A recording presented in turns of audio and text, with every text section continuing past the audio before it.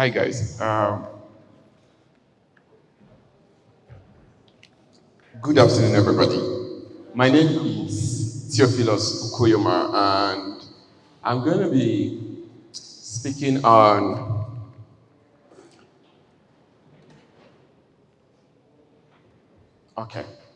developers of founder leveraging technical skills for product leadership. Let me see the hands up if you have ever designed a product before, if you're a designer or you are a software developer. How many software developers do we have? Okay. If you know JavaScript, let me see your hands. If you know HTML, okay. So by the sample size, you're not in the wrong group. Is that correct? So I assume that for the fact that you're here, you know a thing or two about having a technical skill. That could be being a software developer, being a product designer, being a QA, or whatever technical space you find yourself in tech. Why developers make strong founders? Along the line, I'm going to explain how we all become great developers when we transition into becoming founders. Developers, you break big problems into smaller parts.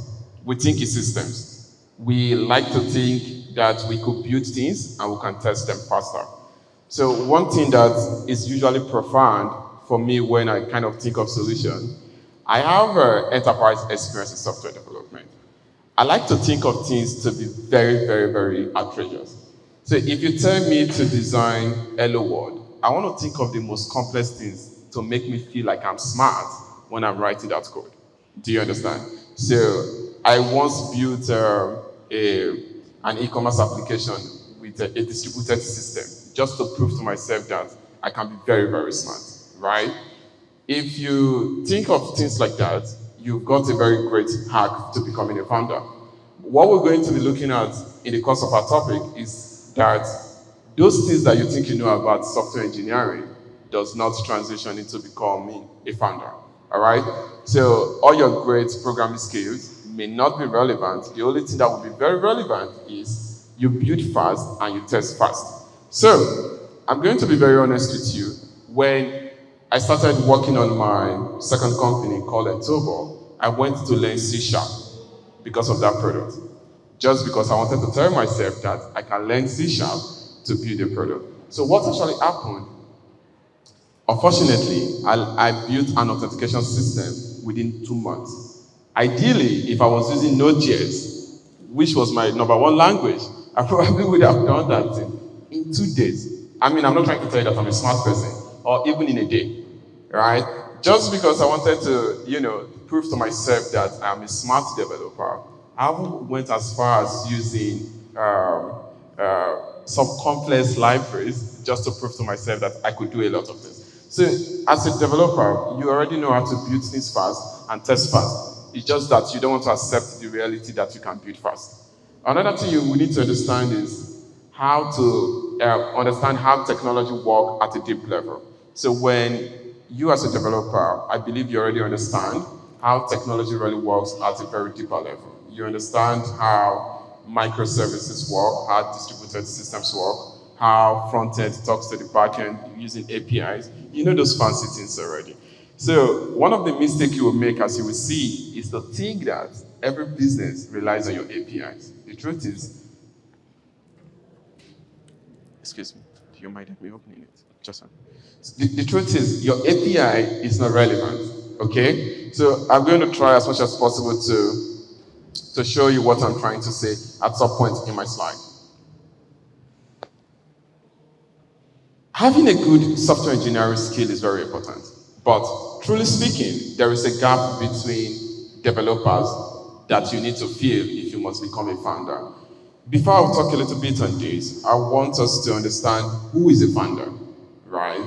And when we're thinking of being a founder, the first thing that comes to our mind is we want to design the next money point, right? We want to design the next Google. We want to design the next Paystack. Unfortunately for us, you will not be able to design any of those things, right?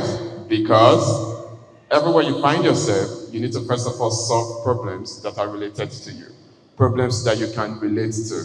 It takes steps. So my co-founder, we were having a conversation before I came to Ilorin. He was telling me that one of the co-founders of Uber, before he designed Uber, he was out of job for 10 years, not 10 months. Do you know what he was doing? All he was doing was attending conferences. It was building network, right? It was talking to people all across America. So when Uber finally started, what they did, they already have a network of potential people across America. Do you understand what I'm saying? So if you look at solution from a very deeper perspective, you soon realize that the things that make your business successful, it has nothing to do with technology. I'm sorry. Okay, being a good software developer has nothing to do with making your business successful. The only thing it can only help you do is to make your product very, very fast. So for the context or for the purpose of our conversation, I would like to talk a little bit about who is a founder. So a founder is anybody that has an idea, right? That one person, emphasis on what? One person is happy to pay for it and use the solution.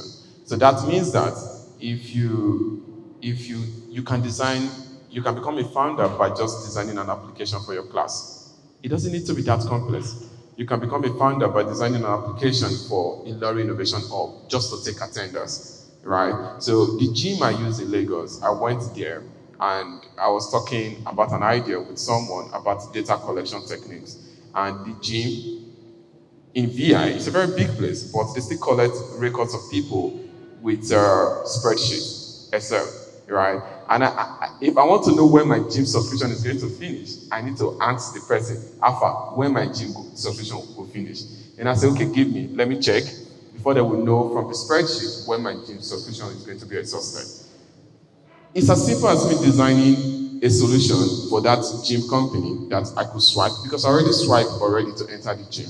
Why not you connect with IoT for me to swipe to get my details? It's that simple, as a matter of fact. So, in order for you to move from being a developer to founder, you need to talk to users, not just code. If I ask every one of us here, how many software developers friends do we have? If you have more than 5, raise your hand. Okay. Okay, let me ask the same question. How many business marketer or sales person do you have? If you have more than 5, raise your hand. No, we don't. Right? So the truth is, if you have your experience as a software developer, right, the primary thing you need to do is, there's this thing that they tell us that I don't want to try to tell you or push a narrative to you that is true or not. You know this thing that they say, like people attract each other. I'm sorry, you may need to avoid that word if you have to transition from software developer into becoming a founder.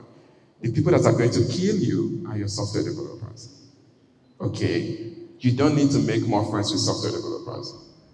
Yes. Let there be silence for a second. You don't need to make more friends with Theophilus kind of a person that is a software developer. The people you want to be making friends with are business developers. The people you want to be making friends with are product managers. The people you want to be making friends with are product designers. Anything that takes you away from the technical side to the business side of your company. So by default, you've spent most of your active time studying about how JavaScript works, how HTML works, right? What you're going to have as a big shocker is that all of those things does not relate. And as developers, I would like to think that we are very shy people. We like to tell ourselves we're very smart only when we're on our keyboard. But when we see people face to face, we can speak to them. Okay? So one thing you need to get rid of, you need to talk to users, right? And not just code. This is very, very important. If you're listening to most of the sections that they have been talking about earlier, they have been saying things about talking to people, talking to users. It is just what it is. I can't emphasize more on this. You need to talk to users. You need to show up at conferences. Don't show up at conferences with the intentions of making friends with more developers. Okay, show up at conferences with the intentions of making friends with people that don't do what you do. Okay, so if you're a UI designer, you want to be talking to people who are learning software engineering. So that when you have an idea, you could talk to that person that is learning, right? The person can help you transform those designs that you have into React or any other framework that the person is working with. Another thing you need to do is you think about value, not features. One of the things that drove me to becoming a software developer is that I wanted to own a company, right, 10 years ago. And most of the times when I think of owning a company, I think of features, right? So earlier, some 6, 7 years ago, I went to Russia to study business management. And I encountered, there's a company in Russia that is like Google, they call them Yandex, right? Yandex is so big that Google cannot compete in Russia. You can't use Google in Russia, not because Russian government is stopping you. It's just that Google does not have the grassroots touch that Yandex has in Russia. So one of the things that is so profound about them is that at land, they think of value in such a way that every single thing that they do, it was all through partnerships.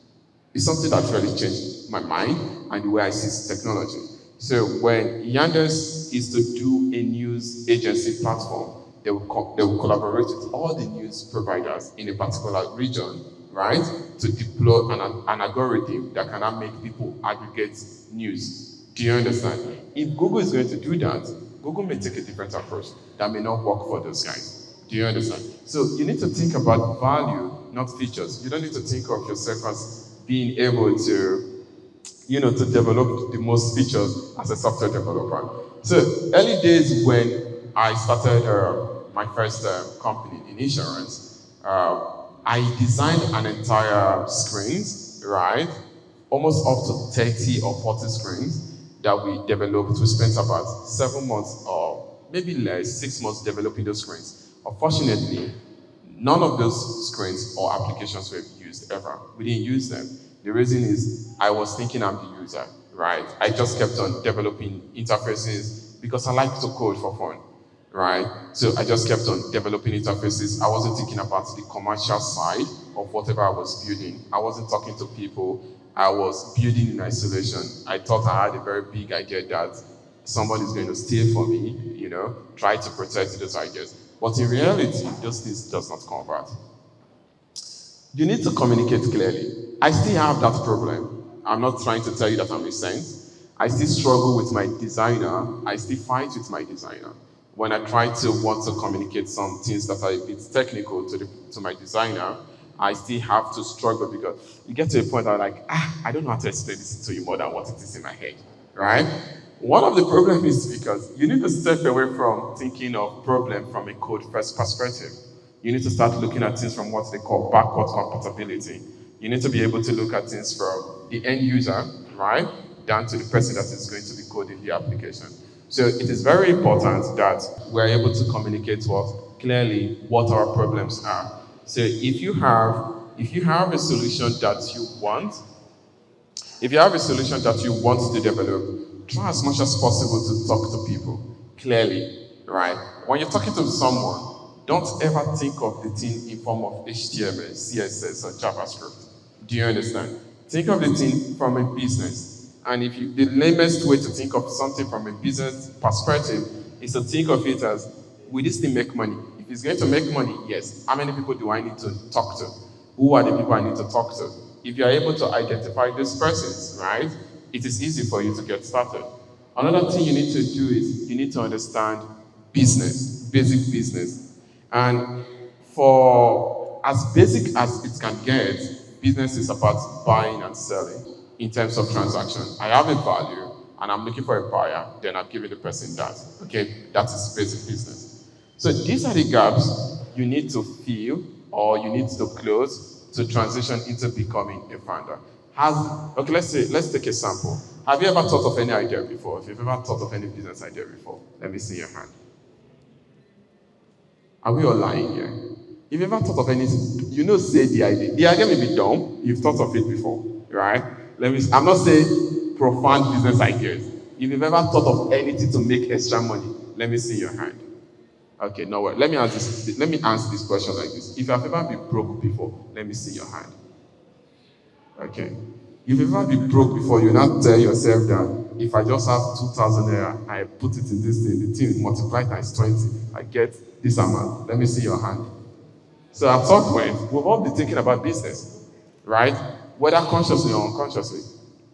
Okay, so one thing that we need to understand is we need to understand the basis of business. It is very, very important.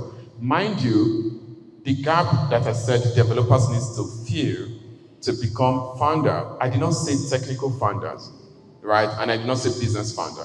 One of the mistakes we do make is that developers, if you have if you have an idea, if you have an idea and you think you cannot execute it very well, you need to get a business founder. Most of the time, most developers, that is what they end up doing. Okay? So when I started an insurance company, when I was in school, the woman that brought insurance to my school, health insurance to my school, and she has about 12 years experience. Prior to that time, she has done about 1.2 billion for selling insurance for a company. And I just had a very simple idea to digitalize insurance process. Okay? So what I did is, we've not spoken for about 7 years prior to when I was in the UK and Russia, we've lost contact. Please pay attention to this story. What I did was to look for the woman's contact. I was just obsessed with value at that time, numbers. I'm looking for somebody who has got potential market reach to the idea that I have for me to collaborate with the person. Do you understand? So what we ended up doing, I co-founded a company called Goziri. I just owned a percentage of the company to make me a significant co-founder. I became the CTO, right, of the company. Again, I didn't make money as such from the company. Though the company has processed over 200 million, right? They're doing well. We still have running contracts into the next 4 or 5 years. But not that I made money from it. While working on Goziri, if follow what I'm trying to explain to you in terms of your career right now, the process of me to grow, or the process it will take me for me to grow to become a CTO in a standard startup, it will take about 10 years. Hope you're aware of that. Because you need to get to technical engineering lead, because you become engineering manager, before you join that company. Okay, right now, I cannot join MoneyPoint and have a career progression that will make me a CTO in MoneyPoint. Never. Hope you're aware of that. No matter how smart I am. MoneyPoint already has a technical co-founder. Do you understand? Which in that position is already a CTO. The highest I can ever get in MoneyPoint, if I should join them today, is to become an engineering manager. Do you understand? And that may take me somewhere like 6, 7, 10 years. If you've ever followed career progression in corporate, that may take a long time. So one thing that Goziri helped me do, as at the time we started, I was able to think faster. I was able to understand that I had deficiency in my career path, right? And there were a lot of skill gap. As at that time, I needed to learn about project management, right? A lot of resource allocation and planning. I got a job while building Goziri as a senior software engineer for the Department for Works and Pension, as just a fresh graduate, working with senior engineers that has over 20 years experience in the industry. Do you know what they interviewed me about? I interviewed as an engineering lead from the company that I co-founded. Do you understand the benefit of what I'm saying? Do you guys understand the benefit of what I'm saying? I faked my success to boost my portfolio, to get a job in the Department for Work and Pension. We were processing, to tell you, there's what they call high critical applications, right? Those are applications that for any single reason, let the world be falling down, those applications should never go off. Number one is your banking application. If you like, let Nigeria be crumbling, Zenith Bank cannot afford for their servers to be down for any single reason, right? So what I did was, I had to learn Node.js. That was the first time, even I've been a Node.js developer for a very long time, right? I had to learn Node.js afresh. So I got hired as a Node.js developer, right? What that did for me, it changed my thinking. The money that I invested in Goziri at that time were a couple of millions here and there.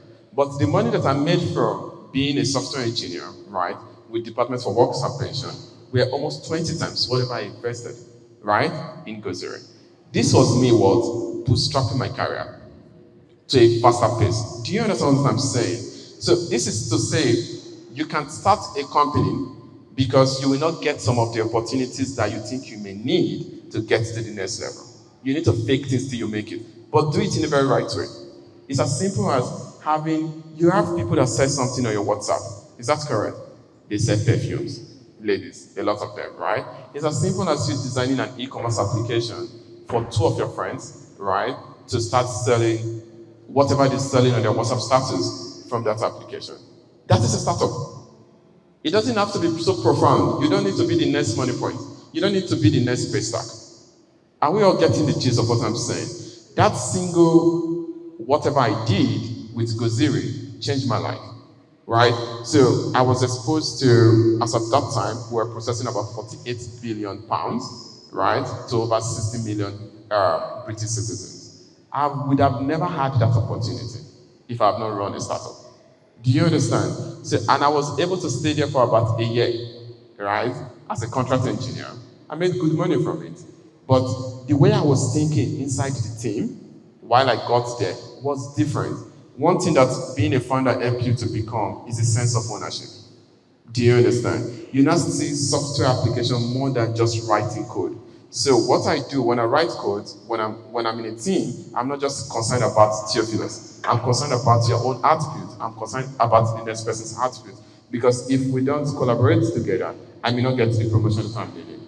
Do we all follow what I'm saying? So please, it's very important that you could fake a lot of things legally, right, by building a startup. You could even say that your first job experience is from your own company. Registering a company in Nigeria is about 25,000 naira for a business name. Is that straightforward? Yeah, so with 25,000 naira, you could literally just start a startup that you could put on your CV. So most of the time when we look at, I'm waiting for somebody to give me an idea, I'm waiting for a company to give me an offer, I just like, you just need to start something, okay? So it's very, very important. I think I may be faster than myself now. Okay, so all I've said so far, I'm not like some form of a genius person that started this whole thing from scratch. You've got the likes of Shola, Moneypoint CEO, and Flutterwave, right? They did all of these things. They were all software developers. Do you understand? That scaled their companies to where they are today. They're all, okay, apart from Paystack, Moneypoint and Flutterwave, they're all unicorn companies, right? So you too could do the same. So think global, start local. This I cannot stress more than what it is. When you start designing an application, it's very easy for you to think that I am designing this application for 100,000 people or 1 million people. I'm sorry, but you may not get up to 100 users. Okay? But I don't want you to start designing application or starting companies because your vision is to, I want to get a 1 million people coming to my application. If they will tell you the amount that it will take you to attract 1 million to your platform, I'm even sure you will kill that dream before it even gets to be manifested. So it's very important that when you're starting softwares, as any business, it doesn't have to be so complicated. I've said this a couple of times. You could start from anything around you. It could be as doing something from your local government. It doesn't have to be so complicated. All you need to validate the idea is just one user. So there's something that is very common in the UK, for example. UK is a very formal economy. So there are companies in Nigeria that my co-founder has kind of consulted for. Their customers are no more than 10. Yeah. And they turn over billions of naira. Do you know that? There are companies in Nigeria that their customer base, the entire customer base, right? It's not more than 10. Do you understand? So if I have a company, Acquire State Government is actually my customer. I don't think I want to go look for another customer. Do you understand? So it is very important to think of value and quality rather than quantity. Do you understand? So as software developers, we're very obsessed with users, right? And traffic. So you want to validate your startups by the number of persons that you're having signing up. How many, what do they call it again? How many active users do you have? What constitutes an active user? And everything, and you get very excited about it. So it's very important that you know that starting a company, you need to start locally, right? And you are able to and you're able to think globally, should that be the case, you take it from this position and you go to another place. A simple path to transitioning from becoming a developer to founder. So this is just the approach I would take if I'm starting these things if I'm starting these things from scratch. I will pick a real problem. So the concept of a real problem is very relative. What is a real problem for me may not be that for you. Real problems are influenced by where you're coming from, the people you've been exposed to, right? Your realities. Do you understand? Somebody may be picking a real problem and their starting capital is $100,000. Yeah? And I may be picking a real problem and my starting capital is 1,000 naira. We both solve a problem, but our realities are both, you understand, they're different. So it's very important that when you're picking a real problem, please be honest. Pick a problem from where you are currently staying or where you're currently located. So yesterday, there was a lady in the founders misa that we had yesterday that said that she needs a real estate application, right? That kind of solves, yeah, she needs a real estate application that she can bring landlords to the platform, that she doesn't want to be dealing with agents anymore. That agents are a little bit too complicated. Somebody listed a building or maybe a room for different prices. The same place. Do you understand? And she was like, she needed that kind of application. And I just told her straight that you cannot even replicate those kind of applications in Nigeria. Do you understand? At the end of the day, you see that the infrastructure that is needed to make that kind of an application work is creating the same problem that you're trying to solve. Do you understand? So it is very important to take note of this. So you need to talk to users. Please try to talk to users as much as you can. You need to build small versions as testable between 1 to 2 weeks. You need to test fast. Don't wait for perfection. So one thing about me, when we think about products, my co-founder does not allow me to think about the product leadership because a single user sign up, I can make it very complicated because I like to tell myself that I'm smart.